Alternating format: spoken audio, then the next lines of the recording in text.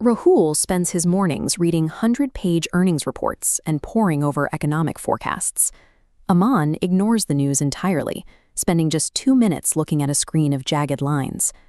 Despite their opposite methods, both traders look at their respective monitors and decide to buy the exact same stock at the exact same moment.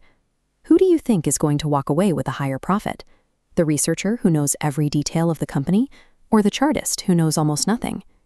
The difference comes down to the specific data they choose to prioritize. To follow Aman's logic, we have to look at the market through an entirely different language. Rahul is using fundamental analysis. This is the study of the cause behind market movements, looking at earnings and economic health to determine what a stock should theoretically be worth. Aman uses technical analysis. He studies the effect. He looks only at the raw data of the trades themselves, price, volume, and market psychology, ignoring the why behind the movement entirely. Reading the emotional footprint of the trading crowd allows the technician to treat the underlying news as secondary information. The first rule is that market action discounts everything.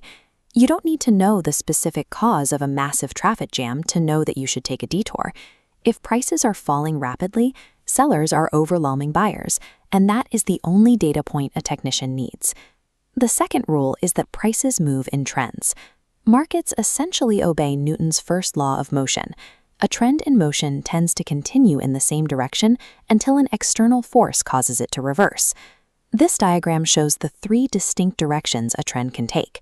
An uptrend is an ascending series of peaks and troughs. A downtrend is a series of declining peaks.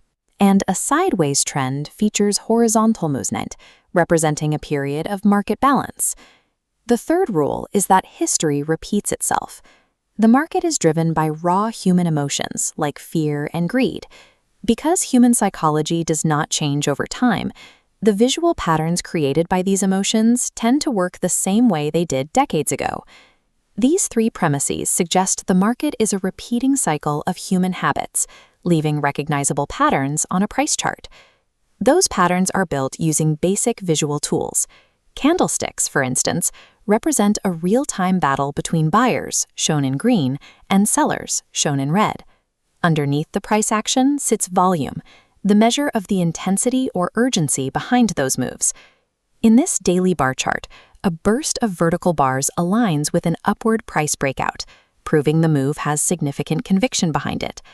Think of prices in a sideways market like a rubber ball trapped in a room. Gravity pulls it down until it hits a floor, which analysts call support.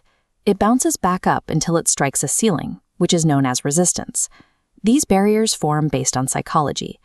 The floor exists because buyers see the price as cheap enough to step in with greed. The ceiling exists because sellers feel the price is too expensive, and fear pushes them to take their profits. This chart demonstrates role reversal. When the Nasdaq breaks above a prior resistance ceiling, it changes the map. Later, when prices dip, the market finds support at that exact same peak. The ceiling becomes the new floor. A price chart is a psychological map, showing exactly where the trading crowd is most likely to panic or get greedy. Despite the math, technical analysis does not predict the future. Because markets are driven by the collective decisions of millions of people, it is mathematically impossible to know what an asset will do next with absolute certainty. Instead, technical analysis serves to calculate probabilities. By studying how humans have reacted at specific price points in the past, traders can determine what is most likely to happen in the present. These patterns function as risk assessment mechanisms, designed to stack the mathematical odds in a trader's favor. Which brings us back to our 2 traders. After they buy the stock, an unexpected news event causes the market to drop. Rahul, trusting his fundamental research, holds on and takes a massive loss. Aman exits the trade immediately with a minor scratch. Neither trader correctly guessed the direction of the market. They both failed to predict the future. Aman survived because his technical chart told him exactly where the floor was.